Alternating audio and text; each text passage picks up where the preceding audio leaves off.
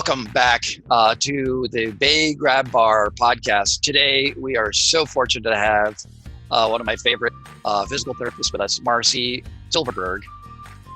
We've received some training regarding home assessments. I'm trying to remember, it was so many years ago. I mean, a lot of what you learn in physical therapy school, there's the didactic and then there's the practical. And that's why in physical therapy school, we have to spend many weeks working in different settings as part of our schooling, where we have like a clinical instructor helping us. And that's where I learned a lot of that.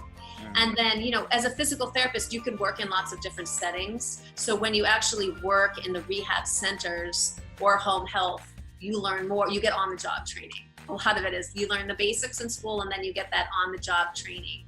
And if you're someone that, say, goes into, sports medicine and you're working with high-level athletes, you probably don't even remember learning about home assessments. You're practicing it. Right. I get it.